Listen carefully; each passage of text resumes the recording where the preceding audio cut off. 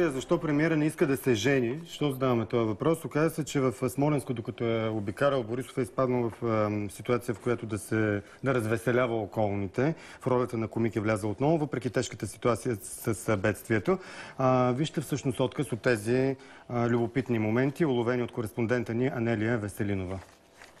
Едно е булевард България да чистиш 5 км.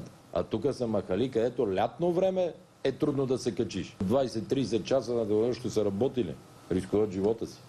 И не е шега тук. И тези хора, всичките, са се справили блестящо. Карайки си с джипката, виждам достатъчно, за да ми е ясно, а и през тези всичките дни министър и това му е втори път. 5 пъти. Лили Павлова, деца вика, само ходи до парламента и се върна обратно. И разбира се на... да духне малко косата. Дес Мая Манолова, не знам какво толкова. Тя колко ти това ли яке е много хубаво?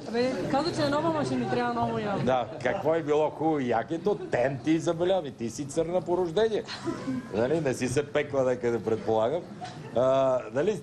Виж сега, що ми намери курсур за дрехите, значи другото сме си свършили работа. Това е най-важно. Да. Няколко пъти правихме просеки за погребение.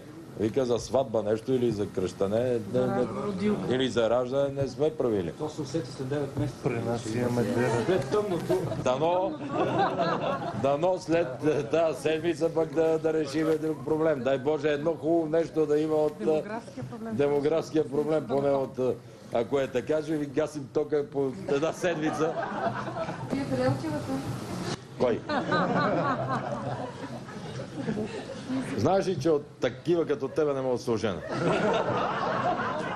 Само при мисълта, че като тръгнем на некъде ще ме питат къде отива. Трябва да вървим сега с вас. Кажете, къде отивате сега? Абсурд да се... Това ми е най-мразният въпрос. Къде отиваш и кога ще се върнеш? Това е... Няма да ви питам кога ще се връщате, само на къде отивате, да знаем и ние на къде отиваме. Къде ти е най-лесно заради тебе, там ще отива. Ето ги отнесъл, виж как се чупат, защото път те не обичат много да се знае къде отива. Направили си фъш тази сутрин. Това, доколкото разбирам, означава и продукване на коса.